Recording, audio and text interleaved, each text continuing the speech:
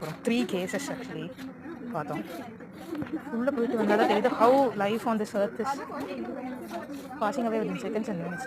ஒரு natural death case, ஒரு hanging case, ஒரு road accident. All these 3 cases சாகலாம். That's for every one in this world. ஆனால் எப்படி சாகுறோம், செத்ததுக்கப்புறம் என்ன நமக்கு நடக்குதுங்கிற விஷயம் வந்து ரொம்பவுமே யோசிக்க வேண்டிய ஒரு விஷயம். யாருக்குமே இப்போ ஒரு போஸ்ட்மார்ட்டம் இது பண்ணும் அப்படிங்கிற ஒரு கண்டிஷன் மட்டும் வரவே கூடாதுன்னு நான் சொல்லுவேன். இருந்தமா ஆள் நம்ம ஜாலியாக அப்படியே நேச்சுரல் டெத் ஆச்சா செத்தமா இதுதான் காசுன்னு தெரிஞ்சிச்சா புதைச்சிடணும். ஆக்சுவலி பயங்கர இப்போ உள்ள போகிறவரெல்லாம் தெரியல, ஒன்றும் டிசெக்ஷன்லாம் பண்ணிருக்கோம் என்ன அதில் அப்படிதான் இருந்துச்சு. லைக் பாடி பார்த்தாலும் நாங்கள் அந்த மாதிரி ஃபீல் ஆகலாம். ஆனால் கேட்கும் இந்த மாதிரி காலையில் தான் ரிப்போர்ட் பண்ணாங்க, இப்போ தான் ரிப்போர்ட் பண்ணாங்க, அப்போ தான் ரிப்போர்ட் பண்ணாங்க அப்படி சொல்லும் போது லைக் ஆல்மோஸ்ட் 6 hours முன்னாடி வாஸ் லைவ். ஒரு 5 hours முன்னாடி அவங்க உயிரோட தான் இருந்திருக்காங்க. அப்படி இறந்துட்டாங்க அப்படின்னு சொல்லி கேட்கும்போது இட் வாஸ் லைக் அந்த பாடி பார்க்கும்போது லைக் ஒரு மாதிரி பிளாங்க் அவுட், எதுவுமே யோசிக்க முடியாமல் மாதிரி மண்டையில் ஒன்றுமே இல்லாமல்